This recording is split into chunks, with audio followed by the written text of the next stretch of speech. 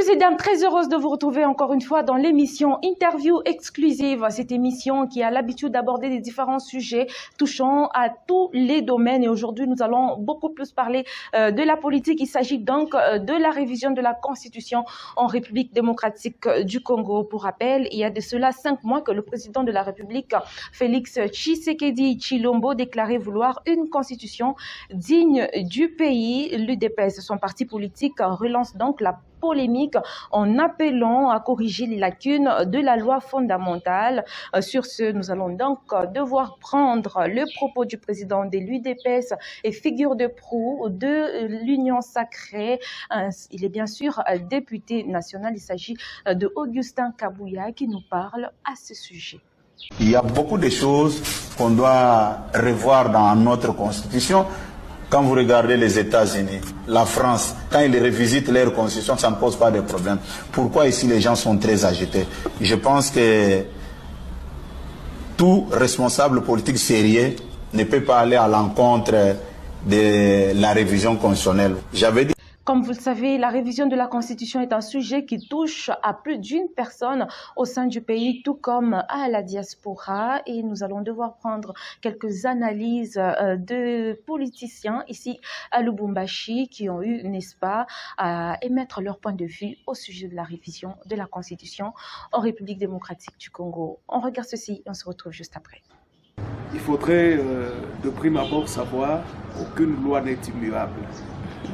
De la même façon que nous vivons dans une société qui est évolutive, même la loi peut être aussi revue selon les réalités socio-économiques du peuple. C'est ainsi que chaque constitution prévoit en elle son mécanisme ou sa procédure de révision et elle érige des limites matérielles quant à cela. Donc, en ce jour, parler d'une révision constitutionnelle n'est pas un sacrilège ou un sujet tabou, c'est tout à fait normal que certaines dispositions constitutionnelles soient revues. D'ailleurs, la constitution que nous utilisons aujourd'hui, nous l'appelons la constitution du 18 février 2006, version 2011. Cela veut autrement dire qu'en 2011, le 20 janvier, en un jour, 8 articles de la constitution ont été revus.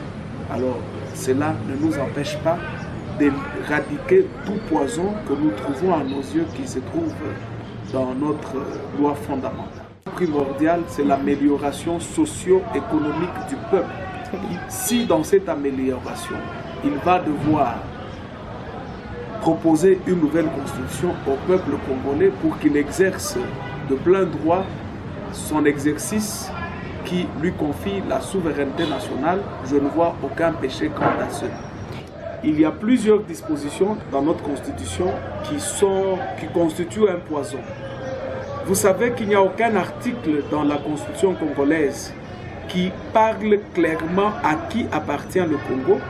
Quand vous êtes au niveau de l'article 9, on vous dit que nous exerçons une souveraineté nationale sur le sol, le sous-sol, l'espace fluvial, l'espace aérien, sans pour autant parler clairement que le sol et le sous-sol appartient au peuple congolais.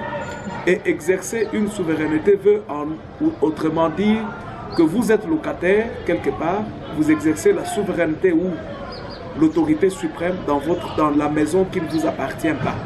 C'est ce que cela veut dire. Et quand nous allons au niveau de l'article 217, il est dit que nous pouvons, pour des raisons d'unité africaine, faire un abandon partiel de la souveraineté de notre chère nation.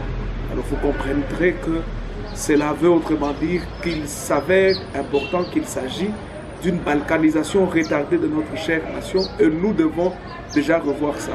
Deuxièmement, la voie par laquelle on devient sénateur en République démocratique du Congo et gouverneur, vous connaissez toutes les réalités avec ses corollaires par rapport à quoi entoure cette voie-là. Est-ce que n'est-il pas possible que nous puissions repenser que le peuple puisse lui-même voter directement ses gouverneurs, ses sénateurs, parce que la corruption semble ériger domicile chaque fois qu'il s'agit du vote des sénateurs et de gouverneurs. C'est le mieux offrant en termes pécuniaires qu'il le remporte. Et ça, nous devons dire non. Il y a beaucoup d'articles qui fâchent.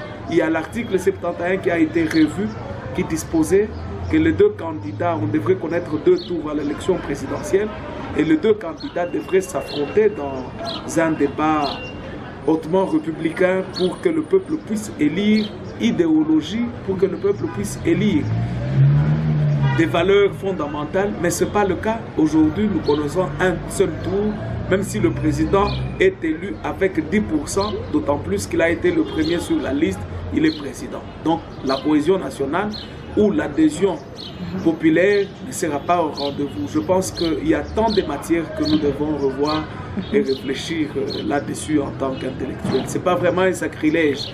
Penser que revoir la Constitution ne consiste qu'à la prolongation du mandat du président. Je pense que c'est pas ça la motivation. Nous devons porter les ailes des aigles et atteindre de hautes altitudes pour comprendre qu'il y a du poison dans notre constitution actuelle. Voilà qui met fin à cette émission interview exclusive. Il s'agissait aujourd'hui de parler de la révision de la Constitution en République démocratique du Congo. Nous vous disons sincèrement merci de nous avoir suivis. On se fixe rendez-vous très prochainement. Ça sera avec le même et réel plaisir. Au revoir et à la prochaine.